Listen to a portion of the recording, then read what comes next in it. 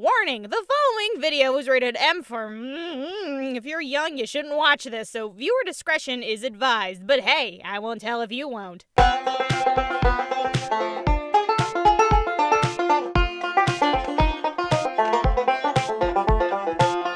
Bayonetta came out in 2010 and everyone was like, the game was a critical success, and being a game developed by Platinum Games, it was a real showcase of a solid hack and slash and, okay, let's get real for a second. While the game got positive reviews, it was kind of the center of controversy due to the quote-unquote sexualized nature of Bayonetta's character design.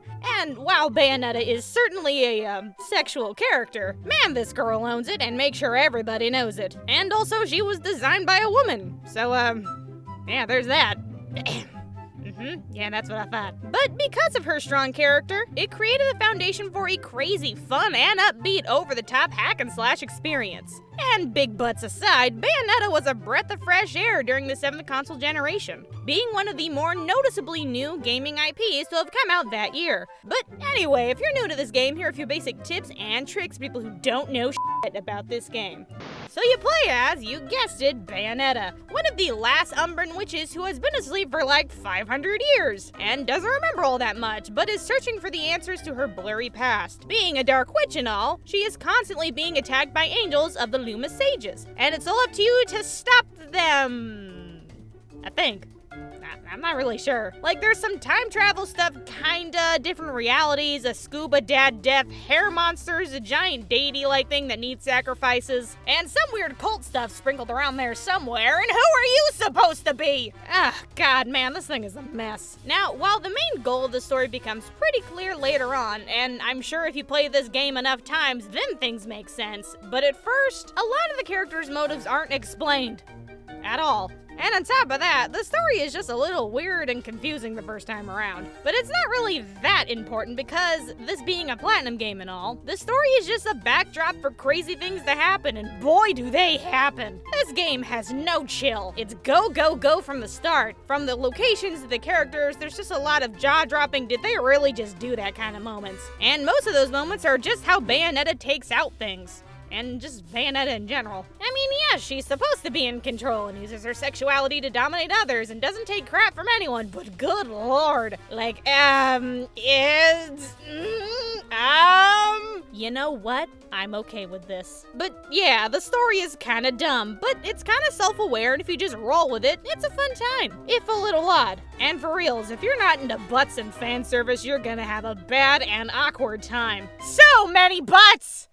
Alright, so Bayonetta is good old-fashioned hack-and-slash gameplay with lots of combos and unnecessary long takedown craps, and yeah, it's a Platinum game, there's a lot of punching. So Bayonetta's weapon of choice are guns, guns, and more guns, and swords, and sometimes chainsaws that you can pull out of your butt. And while you can shoot stuff, your main way of attacking is through kicks and punches. And they aren't just any old punches and kicks by a woman with freakishly long legs. Oh no, since Bayonetta is a witch and all, her hair is also her clothes. And when she punches and kicks stuff, her clothes/hair fly off and turns into a fist and punches crap and things, and I'm losing you, aren't I? Okay, yeah, it's weird, but getting those combos to land does some major damage. So while button mashing can get you by, this game requires you to know your stuff, and combos are the key to not getting the crap beaten out of you. On top of demon hair powers, when Bayonetta dodges things at the last possible second, you enter a thing called witch time, which slows time down for a little bit so you can bring the big booty pain. Now getting the timing down can be tricky, since there's a lot going on screen sometimes, and yes, all these flashing lights and over-designed characters totally aren't distracting me whatsoever. But witch time is kinda needed to take out a lot of the enemies, and it's the key to beating bosses. So dodge like the wind, you big nerd! And keep in mind, you could also shoot your gun while you dodge if you hold down an attack button. So yeah, shoot and dodge, kids, shoot and dodge. Yeah, what are you gonna do now, son? Yeah, Bayonetta crap.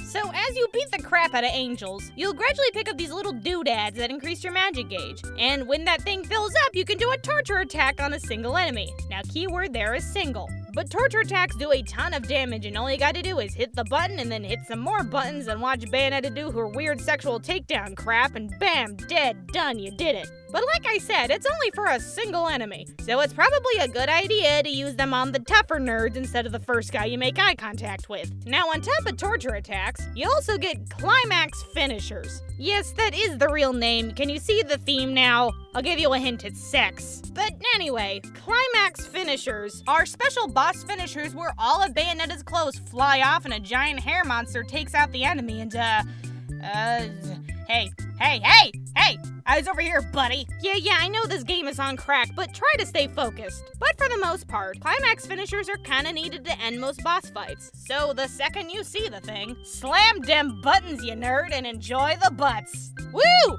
Yeah, boo! Go Team Butt, yeah! So the game is broken up into missions/levels, and all of the levels can be replayed at any time once you beat them, so you can grind for the money if you want to. And time to celebrate, you crazy score people, because each fight and level gets a medal telling you how bootylicious your fighting was. And depending on which difficulty you play on, the ratings can be kinda harsh, and will not hesitate to tell you how much you suck and how big of a big dopey bimbo you are. Yeah, I know I suck. Thank you for reminding me, game. Now, ratings are all fine and good, but using items can bring your overall score down. So, if for some reason you care about this crap, try avoid using items. And speaking of items, the game's levels are pretty straightforward and almost always maybe kinda sorta have the hidden junk and items in some place that is slightly out of the way. So finding the hidden stuff is kinda super easy.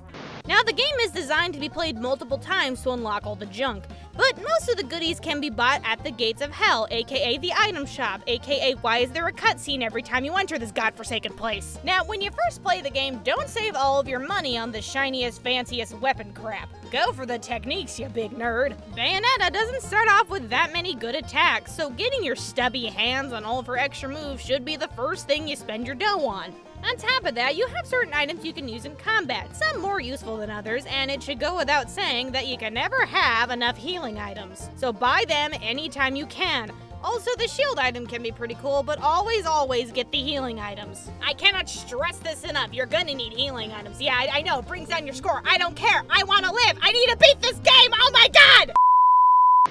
Okay, so while the game offers some meaty challenge that could possibly get you killed a few times, the game also has these random quicktime events that are kind of scattered around various parts of the game that are guaranteed to get you killed at least once because the timing is so freaking funky. And they really are random. Like, you'll be watching an action cutscene and suddenly press the button to not die, a nerd will pop up, then you press the button and you die anyway. Like, what? What just happened? Huh? Ooh, where am I? What's going on? What is this? So be ready for these things and try to get the timing right because man, these things are annoying. What you say? That you only meant. So as of now, Bayonetta 1 is available on Xbox 360, Wii U, and PS3.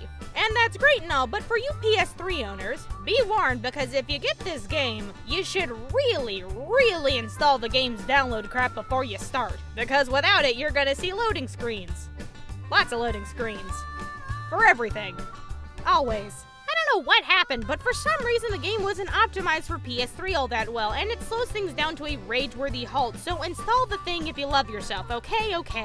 So while Bayonetta is an over-the-top, off-its-rocker, crazy experience that shows how fun hack and slash can be, its random deaths and technical issues is what prevents it from reaching its true potential. But Bayonetta is one heck of a ride, and it's the kind of game you want to show off to other people because of just how nonsensical and weird it is. And if there's one game that has a killer leading lady that just sticks with you to the day you die, it's Bayonetta. And I hope this basics beginner's guide makes your gaming experience a little better. So please rate, comment, and subscribe, and I hope you have a fantastic day.